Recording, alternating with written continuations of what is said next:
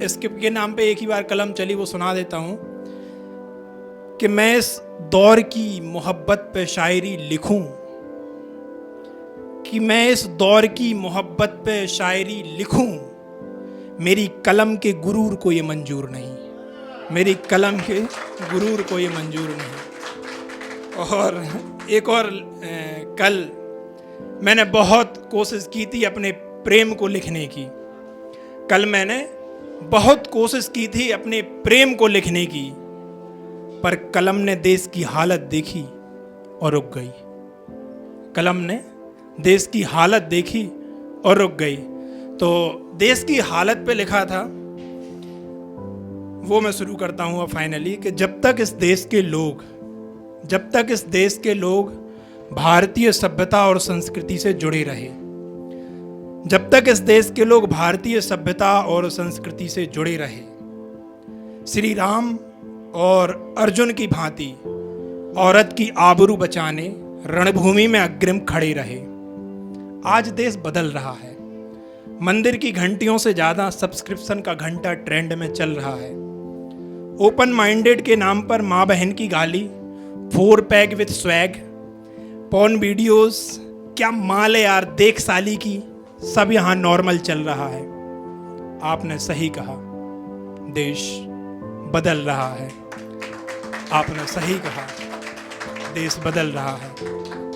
लगभग हर सरकारी अधिकारी नोट छापने की दौड़ में व्यस्त है, और फिर कहीं किसी कोने में प्रियंका का रेप होकर शव जल रहा है। और आपने सही कहा, देश बदल रहा है। तो इतना ही कहना चाहूंगा कि ओपन माइंडेड के नाम पे, ओपन माइंडेड और नॉर्मलाइजेशन के नाम पे इंडियन ट्रेडिशन एंड कल्चर को गलत बताने वालों, लंका तो आपसे जलेगी नहीं, आपका सीजन चल रहा है, जाओ मोमबत्तियां जला लो। आपका सीजन चल रहा है, जाओ मोमबत्तियां जला लो।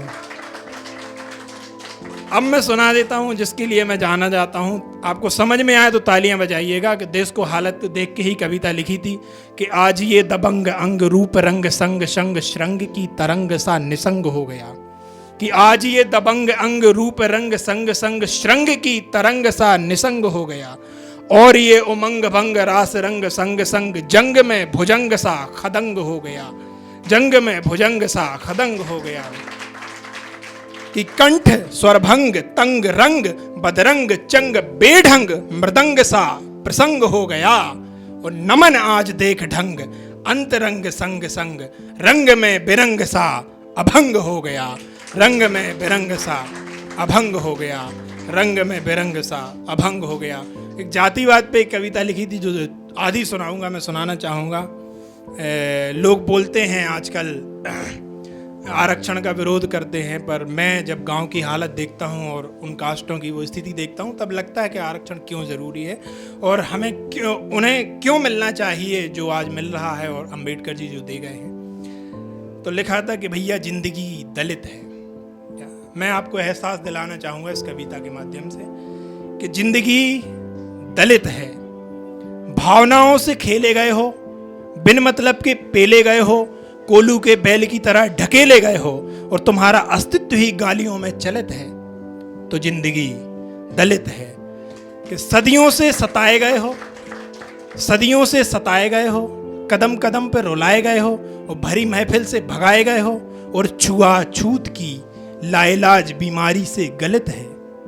तो जिंदगी दलित है, तो जिंदगी दलित है, तो जिंदगी दलित है। एक लाइन और बोल के, एक कविता और बोल के अपनी वाणी को विराम दूंगा, जो मुझे लगता है कि सब रिलेट करेंगे उससे। सब यंगस्टर हैं, सब रिलेट कर जाओगे, इसलिए मैं आज माहौल लग रहा है सुनाने का, इसलिए मैं सुना रहा हूं, नहीं तो मैं आपकी बात सुन के बैठ जाता।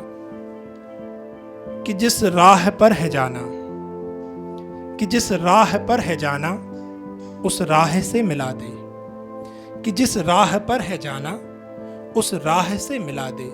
ऐ जिंदगी, ऐ जिंदगी मेरा वजूद मुझे दिला दे, कि अनंत रेगिस्तान में कहीं फंस सा गया हूं, घनी आबादी में कहीं धस सा गया हूं, शायद शायद शायद मुख्तली में आबाद हो रहा हूँ या दिलो जान से बर्बाद हो रहा हूँ। मंजिलों से तन्हाई या रास्तों से नफरत, हर जश्न ए काम में नाकाम हो रहा हूँ। और जीतने की ख्वाहिश या दिल खुशी की हसरत, हर गिरने वाले शख्स को पैगाम हो रहा हूँ। अरे पेड़ हूँ सूखा हुआ या भस्म हूँ फूंका हुआ, रक्त खूनी आंख हूं या जीते हसरत खाक हूं, या ज्वलित कानन में पड़ी उस जलजले की राख हूं।